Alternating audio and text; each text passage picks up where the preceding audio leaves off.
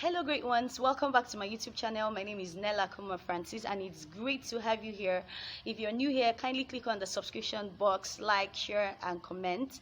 And if you're a returning subscriber, welcome back. So this is the concluding part of the series, What If I'm Not Regular?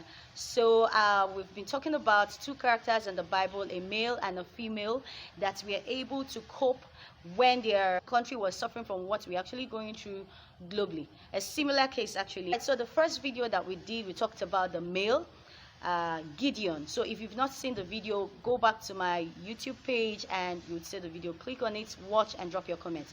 So we are back to the end of this session.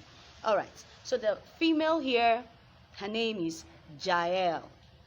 Yes guys, one thing that actually stood out for me was that she took a small portion of the Bible, like her works was recorded, just small portion of the Bible, but in that small portion, there were so many things to glean from it.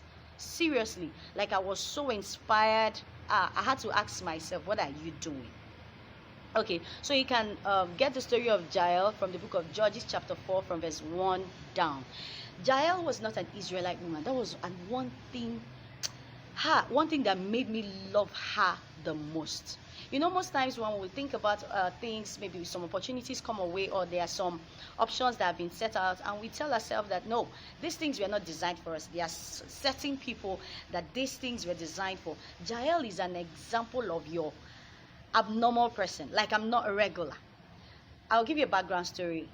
Typically, the children of Israel, like, they had another issue, but these ones, they were not fighting with anybody. It was the Canaanites that were oppressing them for about 20 years. Okay, so God, in his infinite mercy, told them that he was going to deliver them, sent their commander, whose name was Barak. Okay, so sent him into battle. But Barak, on the way, suddenly, I think, grew cold or whatever, and he said he wasn't going to go into the battle unless the judge at that moment, Deborah, followed him. So God now said that he was no longer going to give the victory to him. He was going to now give it to a woman. And he said, okay, and they went to the battle. Do you know one striking thing about Jael?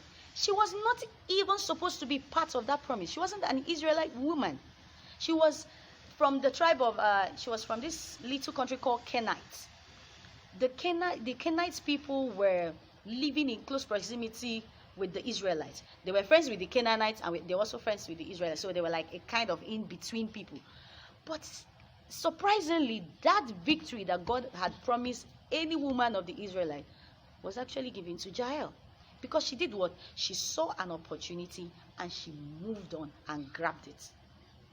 That's one of the things I want you to do. There are so many opportunities flying around during this lockdown, during this quarantine. Seriously. I've seen so many people testify that they've gotten their dream jobs, that they've gotten their dream promotions and all that. And I know that good things are happening. So what are you doing? What are you doing with the opportunities that have been presented to you? Caesar was the commander of the Canaanite army that oppressed the Israelites. And when he found out that the battle had turned against his people and that the Israelites were winning, he ran. He fled from the scene of the battle. And he went to this tribe, this Canaanite tribe, that he knew that would harbor him because they were not enemies. He went into, and the tent he came in was the tent of Heber, that's Jael's husband. And when Jael saw him, she was knowledgeable enough to know that this man was the number one enemy of the people of Israel.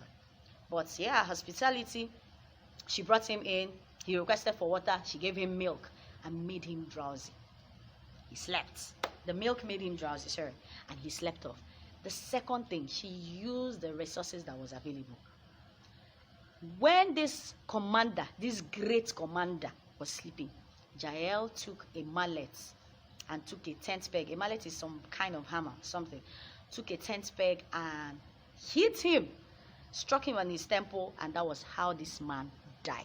I know he must have been exhausted, and the milk itself, made him so weak and tired. And that was how Jael saw the opportunities. She did not only, see the opportunities, she seized it and took the resources. Some people would have said, no, I cannot use mallet, I cannot use tent peg to defeat this particular person. Do you know who he is? Some would have even run out of the house to go and look for help and look for sophisticated weapons. Maybe Sisera would have woken up and killed her because they said he had a history of abusing women. What resources do you have? Don't tell me you don't have any, because there's nobody on earth that does not have a hint of greatness in him. Nobody. God did not just send us out on earth and send us out empty-handed. He deposited talents and skills. You have things that you're so passionate about. You have things that you're skilled at. What have you been using them to do? Don't tell me, no, I have to wait till I have 4 masters and 5 PhDs, or I get a degree, or I do this. No, what are you using with the things that you have? The resources that are available. What are you using them to do? And the next thing, the final thing that the character Jael, taught me was that she set her priorities right. She set her priorities. She knew, okay, this person was the number 1 enemy of the Israelites, and if I kill him, it is going to bring great recognition to my tribe. It's going to bring great recognition to me as a woman, and also to my husband. Remember, she was knowledgeable. How did I know that? She has found out, I'm sure she has read, and she has found out that the Israelites had this knack of, conquering whatever city that, they come in contact with. And she was asking herself, how would I, if I can kill this man, I can be a friend to these people. That means my tribe is saved, my country is saved, my husband, my family is saved. And that was what she did. She set her priorities. As 2020, I'm sure we wrote a list of things that we wanted to achieve. Yes, I did too. Suddenly, there's a coronavirus pandemic came around, and okay, fine. Now all we want to do is stay alive, stay safe, eat, sleep, and that's that. No, that is not acceptable. I'm not saying you should go into, finishing up everything at the same time, but I want you to set your priorities. What are the things that you have already set out that you want to do? Can you please bring out an hour or 2 of your time daily to focus on that? Don't while away the time watching movies, browsing, chatting. Those things are good. Don't get me wrong. Those things are good. But please do not attach higher importance to them. Attach higher importance to the goals and the tasks that you have set for the year 2020.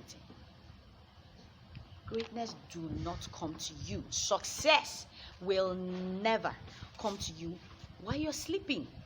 No, you have to stand up, wake up, and achieve those dreams of yours. You don't achieve your dreams when you're sleeping. No, because they will just end up being just dreams. What are you doing? I believe you have things to do. I believe you have goals that you have set out. And I want you to pick up one. Just do me a favor, pick up one. Daily, weekly, and do it. You will find that at the end of this period that you're going to come out successful, greater than you must have ever believed you will be. Because in you, I see greatness. In you, I see success. In you, I see the extraordinary, and I believe you will achieve it. So, from me to you, live, love, and be inspired.